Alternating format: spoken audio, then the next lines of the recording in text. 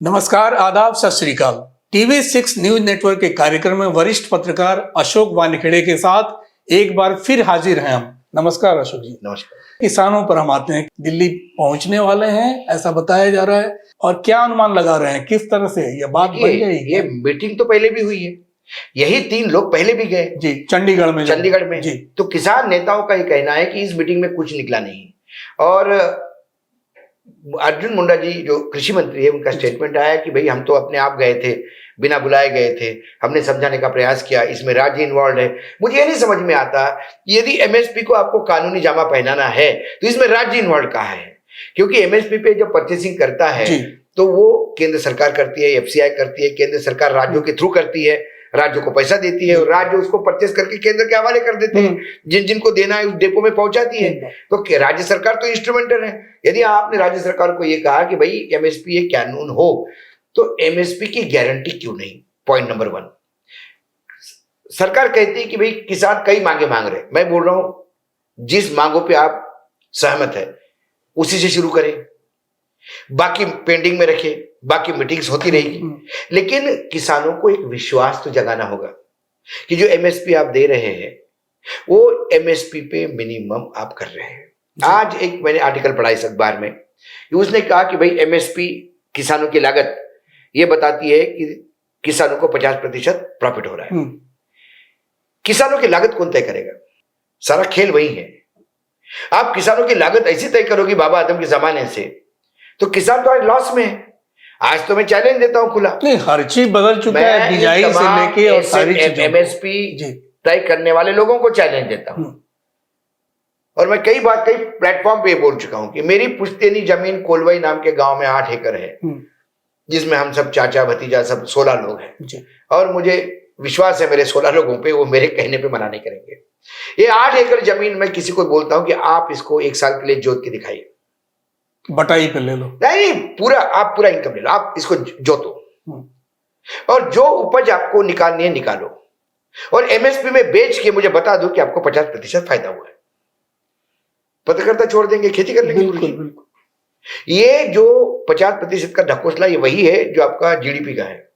आपने जीडीपी का base year ही बदल दिया। आप कहोगे 50, आपने कहा 25 करोड़ लोग गरीबी के ऊपर गए। पता पड़ा कि आपने बीच में 2 साल का डाटा ही नहीं लिया, पुराना डाटा कोई रिपीट किया। बिल्कुल। और कोविड का डाटा ही नहीं लिया आपने, और फिर आप कहते हो कि अनाउंस कर दिया। कहां से भाई, कौन सा डाटा है आपके पास? यूं ही फर्जी 25 करोड़ लोग ऊपर चले गए। 25 करोड़ लोग यदि ऊपर चले गए तो 81 करोड़ लोगों को भूखा क्यों रहना पड़ता है 5 किलो अनाज के बगैर? ये मैं नहीं कह रहा हूं, प्रधानमंत्री जी कह रहे हैं। और फिर प्रधानमंत्री जी हाउस में कह रहे थे कि ये न्यू मिडिल क्लास है, नया मिडिल क्लास है, इसको फिर गरीब नहीं होने दे, इसलिए 5 किलो दे रहे हैं। भाई आप तय कर लीजिए। आप अजीब सा नैरेटिव है। मैं तो प्रधानमंत्री को कहता हूं कि प्रधानमंत्री जी एक बार आप तय कर लीजिए 5 किलो अनाज दे क्यों रहे हैं, और लेने वाला मिडिल क्लास कैसे हो गया? संसद में आप कहते हो कि ये नया मिडिल क्लास है, ये फिर से गरीब नहीं हो इसलिए मैं देता हूं, मान लिया। और आप जब चुनाव की रैली में जाते हैं तब आप ये कहते हैं कि मैं नहीं चाहता इस देश में कोई भूखा सोए, इसलिए आने वाले 5 साल तक मैं ये 5 किलो अनाज दूंगा। तो भैया आप तय तो करो। यदि ये लोग भूखे सो रहे हैं तो ये मिडिल क्लास कैसे हो गए हैं जो वापस गरीब होने की बात कर रहे हैं आप?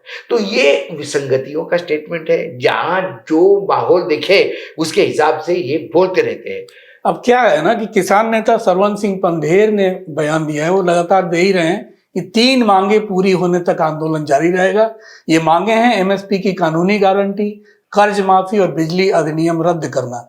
राज्य की सीमा पर अर्धसैनिक बलों की तैनाती है। वहां पर हमारे दिल्ली और एनसीआर में पुलिस की कार्रवाई और ड्रोन के इस्तेमाल पर भी पंडित ने सवाल उठाए थे।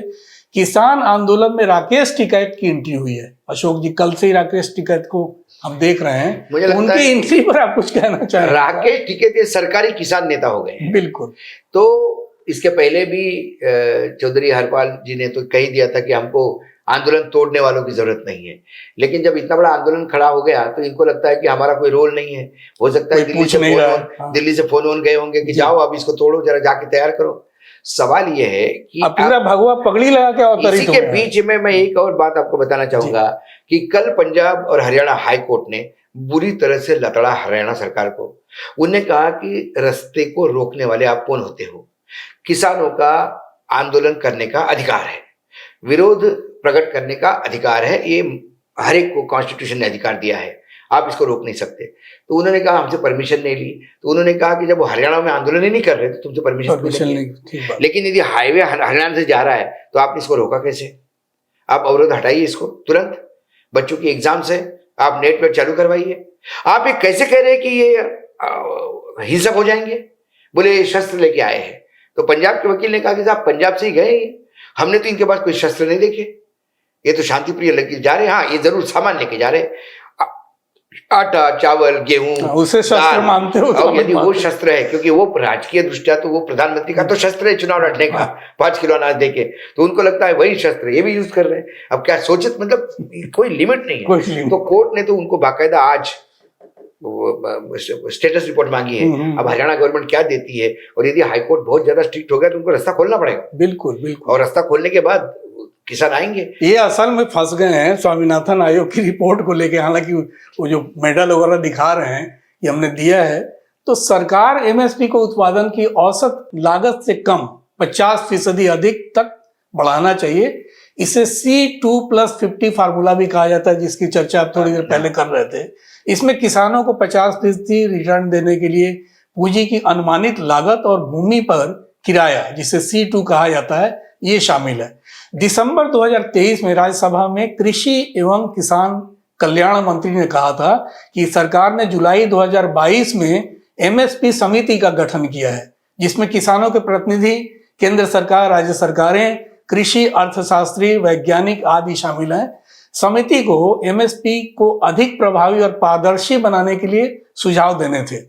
यह सुझाव 1.5 साल बाद भी अभी तक नहीं आया, क्या कहेंगे आप? उन्होंने कहा कि भाई किसान के नेता आए नहीं, तो भैया किसान के नेता आए नहीं तो तुमने तो कुछ काम किया होता। अग्रवाल कमेटी का अभी तक का क्या काम है? किसान ये कहते कि इनके साथ मीटिंग में क्यों जाए, समोसा चाय कचौरी के आगे कुछ नहीं बात बढ़ती, इसके आगे बात नहीं बढ़ती। वो खिलाया और एमएसपी आपने तय की है, एमएसपी आपने अनाउंस की है, उसको कानूनी जमा पहनाने के लिए किसान क्या चाहिए? उसमें किसान क्या संसद में बैठेगा? आपको दिल्ली गवर्नमेंट के खिलाफ या चुनाव आयुक्त के खिलाफ तो तुरंत कानून ले आते हैं आप 5 मिनट के अंदर। एमएसपी का कानून में आपको क्या प्रॉब्लम है? नियत साफ नहीं है। और अभी मैं एक पेज और बता देता हूं। C2 जो आपने बताया, उसमें जमीन का किराया और लागत है, उसमें किसान का लेबर नहीं है। जो बड़ा दिलचस्प है। सुने ये बात, मैं लेबर क्यों कहता हूं? क्योंकि जब रूरल एरिया में बेरोजगारी कम हुई, जब सरकार बताती है, तो उसमें सरकार किसान को, खेत में काम करने वाले आदमी को भी रोजगार बताता है, और कहते हैं कि ये रोजगार हम इसलिए बोल रहे हैं क्योंकि उपज बेच के पैसा कमाता है वो, तो पैसा जो आता है उसके लेबर का पैसा है, तो वो तो काम कर रहा है, तो बेरोजगार कहां से हो गया?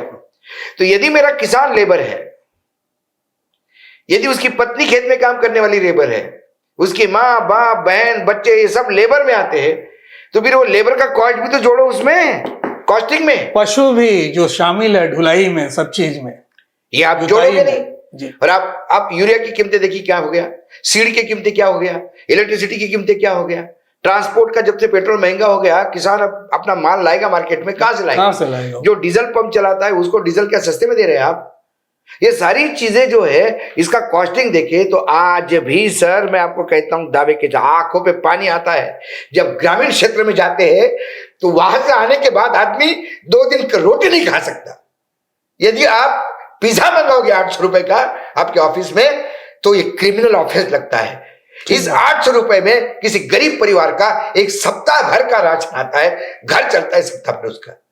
ये किसान है देश का, और ये कहते कि तुम ये क्यों करते हो, वो क्यों करते हो?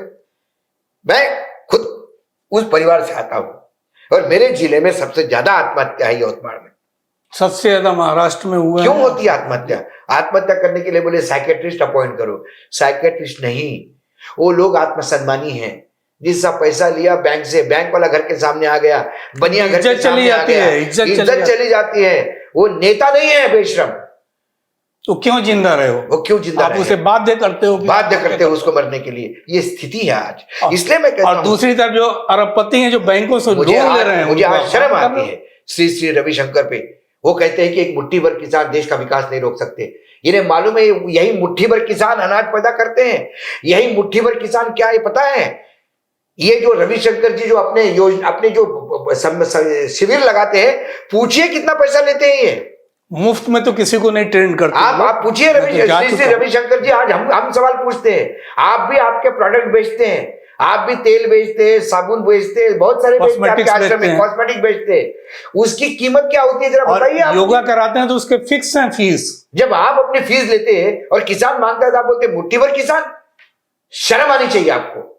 और अपने आप को वो कहते हैं कि हम स्पिरिचुअल लीडर है। स्पिरिचुअल लीडर नहीं, आप स्पिरिचुअल डीलर है। ये ऐसे आप बेचते हैं स्पिरिचुअल। ये ऐसे अशोक जी स्पिरिचुअल लीडर हैं जिनकी स्पिरिट मर चुकी है। अरे नहीं, इनका पैसा ही ईमान है, आत्मा ही मर चुकी है। आत्मा ही ईमान है। सिर्फ कपड़ा पहनने से, लंबे बाल करने से और ठुमक ठुमक के चल के धीरे धीरे से बोलने से आदमी बड़ा नहीं होता। ठीक बात। आदमी के दिल में जज्बात होने चाहिए और दूसरे का दर्द समझना चाहिए। जिनका पेट तिजोरी बन चुका है उनको क्या मालूम गरीबी क्या होती है। और देखिए वैसे भी अशोक जी एमएसपी इतना आसान नहीं है। थोड़े से उदाहरण से समझते हैं। तुअर और उड़द सहित 5 खरीफ फसलों का मंडी भाव एमएसपी से भी ज्यादा रहा है। देश की 11 प्रमुख खरीफ फसलों में से 5 का मंडी भाव उनके एमएसपी से भी अधिक है। सोयाबीन और मूंगफली का मंडी भाव बेंचमार्क दरों से के बराबर है। पिछले साल ज्वार, तुअर, कपास, उड़द और धान गैर बासमती, उसमें बासमती इंक्लूड नहीं है, कि अखिल भारतीय औसत कीमतें उनके एमएसपी से 5 से 38% तक अधिक थी। कर्नाटक में मक्के की कीमतें एमएसपी से अधिक थीं, लेकिन पूरे भारत में वे कम दिख रही थी, जो अन्य राज्यों से कम गुणवत्ता के कारण हो सकता है। दरअसल कीमतों का यह उतार चढ़ाव इसमें एक पेज है जी। जैसे आपने सोयाबीन का कहा, सोयाबीन जब अच्छे के रेट में बिक रहा था तो किसान को लगा कि चलो हम सोयाबीन अब निकालेंगे। एकाएक सोयाबीन इंपोर्ट होने की खबर आती है, क्योंकि सोयाबीन का एक्सपीलर करने वाले, सोयाबीन से जो तेल निकालते हैं वो निकालने वाले बड़े बड़े उद्योगपति हैं। सरसों के साथ भी यही हुआ। तो मार्केट की कीमत जैसी बढ़ती है तो स्टॉक रोक लेता है। जैसे ही प्याज की कीमत बढ़ने लगी, आपने निर्यात पे रोक लगा दी। बिल्कुल। तो प्याज फिर रास्ते पे आ गया। तो ये जो आपकी पॉलिसी है इंपोर्ट एक्सपोर्ट की, ये लॉन्ग टर्म के लिए क्यों नहीं है?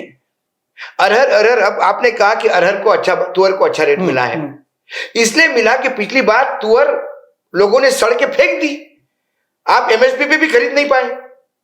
मेरा सिंपल सा रूल है, आपने एमएसपी दी, आपके हिसाब से दी, मान गए। अब उस एमएसपी के नीचे माल बिकना नहीं चाहिए, और यदि इसके नीचे जाती है तो आप खरीदने की औकात रखिए। महाराष्ट्र का उदाहरण देता हूं। कपास एमएसपी से नीचे चला गया। एक किसान चला गया कॉटन कॉर्पोरेशन ऑफ इंडिया के वहां पे एमएसपी पे बेचने के लिए। ट्रक 4 दिन खड़ा रहा। उसने कहा नहीं लेंगे आपका कपास। क्यों नहीं लेंगे? तो उन्होंने कहा कि आपके कागजों में आप कपास के किसान नहीं दिखाई देते। अब होता है गांव में जो तलाठी होता है वो गांव में सर्वे करता है कि किसने क्या क्या बोया। तो इसने कहा कि भाई हमारे तलाठी ने तो हमसे पूछा, हमने कपास बोला, हमारे गांव में कपास ही होता है और कोई फसल होती नहीं, तो वहां तो और कुछ होने के मतलब ही नहीं है। साहब 5 दिन तक जब उसको नहीं लिया, उसने कपास को आग लगा दी। बताइए, ये फ्रस्ट्रेशन है उसका। यदि आज किसान अपने फसल को आग लगा देता है या सड़कों पर फेंक देता है तो फिर सरकार को अपने एमएसपी देने पे शर्म आनी चाहिए। सीधा सवाल है। ठीक बात है। देखिए, कीमतों का ये उतार चढ़ाव ही एमएसपी की गारंटी के लिए सबसे बड़ा मुझे लगता है बाधक के रूप में जो आप कह रहे हैं वही बात। और दूसरा, पंजाब की मुख्य फसल धान और गेहूं है, दोनों पर एमएसपी पहले से और इसकी खरीद सरकार कर रही है। वहीं एमएसपी पर कानून बनाने से बाकी फसलों को खरीदना भी सरकार की मजबूरी होगी और उनको स्टोर करना ये सबसे बड़ी चुनौती होगी सरकार के लिए, क्योंकि सरकार की जिम्मेदारी बन जाएगी। इसलिए एमएसपी पर कानून बनाना इतना आसान नहीं लगता अशोक जी। क्यों? आपने तो अब अडानी जी के अडानी के बड़े बड़े साइलोज बन गए हैं, लाखों टन अनाज वहां सिक्योर हो सकता है। आप अनाज निर्यात कर सकते हैं, आप फूड प्रोसेसिंग का आगे उसको ये कर सकते हैं। ऐसा कौन सा देश है? रशिया में गेहूं, आज पूरा यूरोप को रशिया गेहूं दे सकता है, हम क्यों नहीं दे सकते? क्यों नहीं दे सकते? क्या हमारे यहाँ एक्सपोर्ट इंपोर्ट करने का ठेका सिर्फ कुछ उद्योगपतियों को ही है? यही सबसे बड़ा सवाल, यही सबसे बड़ा सवाल है। यदि उनको यदि लगता है कि मुझे तेल सस्ता मिल रहा है तो तेल खुल जाता है और स्टोर कर लेते हैं। देश चला कौन रहा है? कई बार यही भ्रम होता है।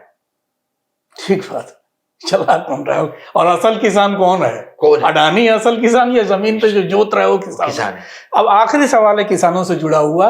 अभी 16 तारीख से किसान नेताओं का एक बड़ा समूह, जो अखिल भारतीय स्तर पे समूह है, वो आंदोलन में उतर आएगा और गांव बंदी की घोषणा की है।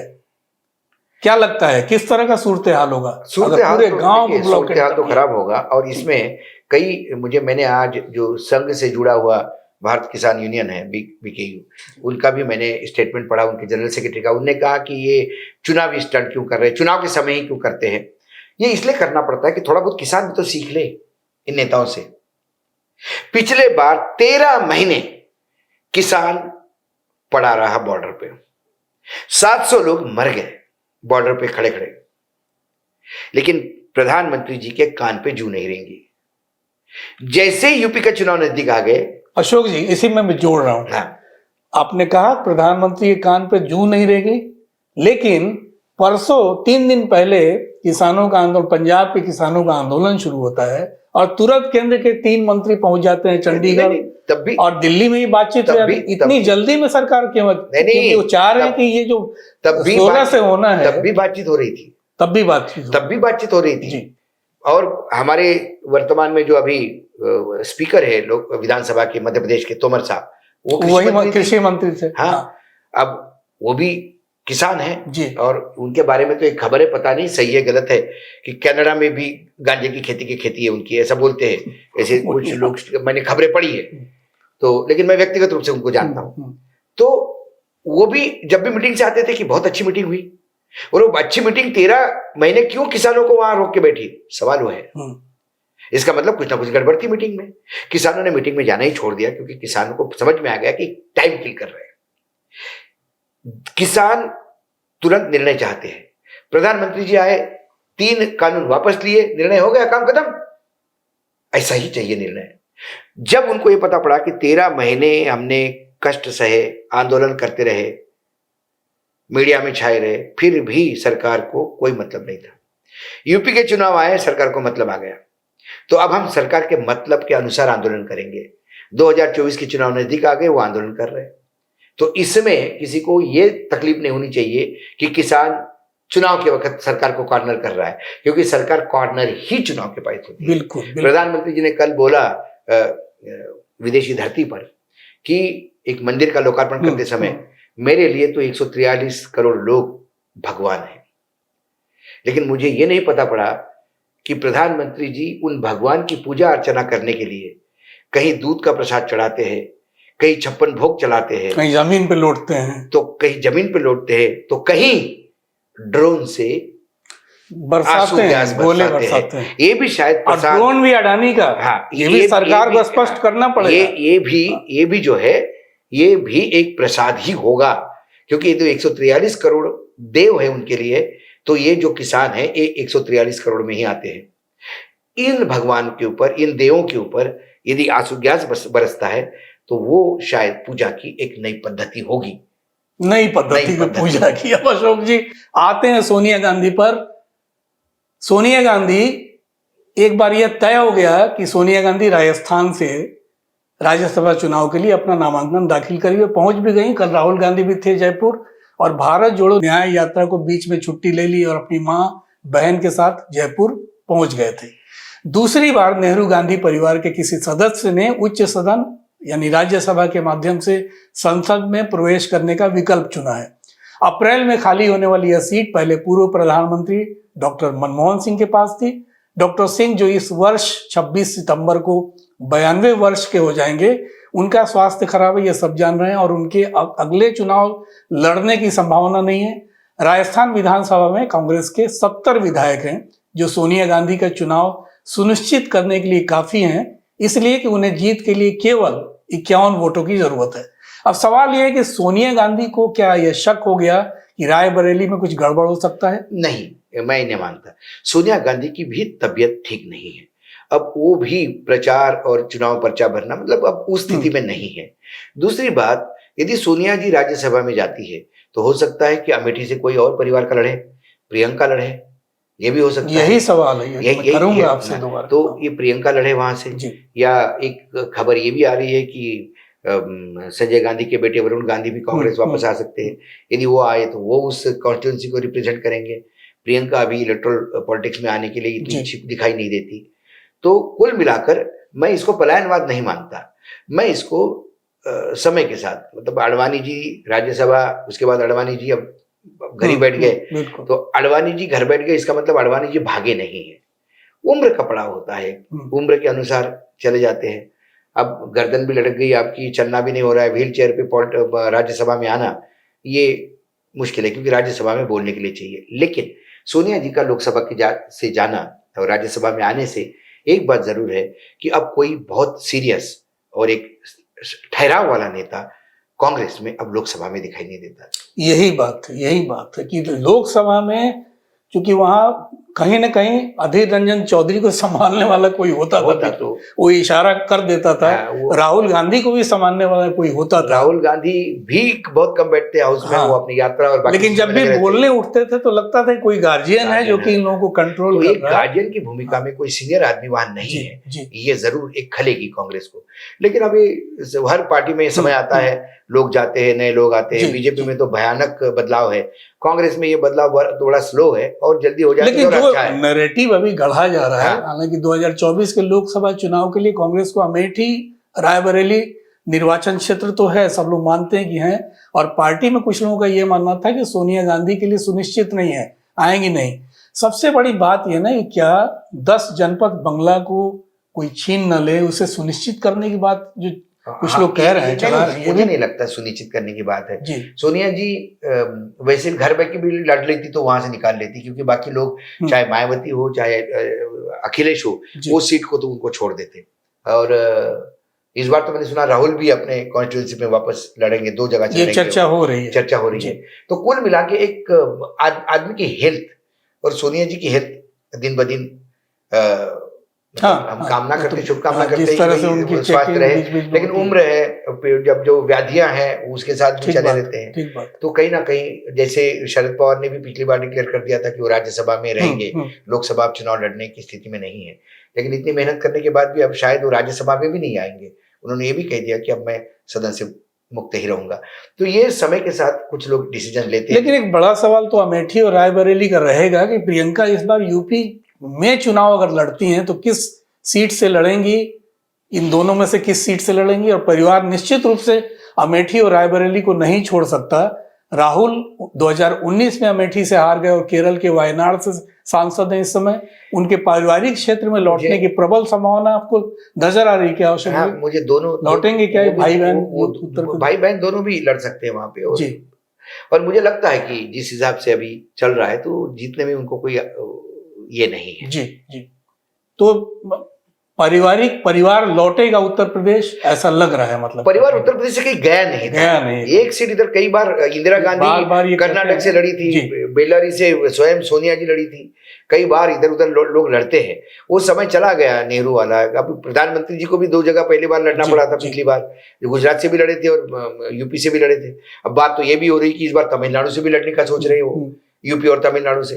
तो ये लगातार लोग प्रयास करते रहते हैं और मुझे लगता है कि इसमें बहुत ज्यादा सुनना नहीं चाहिए। यूपी से भाग रहे हैं, अब ये नरेशन बनाना, छिछोरा नरेशन, बिल्कुल ये राजनीतिक प्रगल्भता नहीं है। कोई अखबार वाले कहते भी है या चैनल चलाता है तो ये उसका छिछोरापन है, प्रगल्भता नहीं है। वो अपना यूएसपी छिछोरापन लेके चलेगा अपना। ये क्या करो, छिछोरों का समय है, ऐसा ही चलेगा। पत्रकारिता में भी ये छिछोरापन चलना चाहिए। बहुत आभार अशोक जी, आपने अपनी बातें कही और विविध विषयों पर हम लोगों ने डिस्कशन किया। कैसा लगा TV6 न्यूज नेटवर्क का ये कार्यक्रम, अपने कमेंट्स देंगे। आप दर्शकों से अनुरोध है कि आप TV6 न्यूज नेटवर्क के कार्यक्रम को लाइक और सब्सक्राइब करें। गूगल पर TV6 न्यूज नेटवर्क का वेब पेज भी आप देख सकते हैं। आप हमसे जुड़े, अनेक आभार, नमस्कार।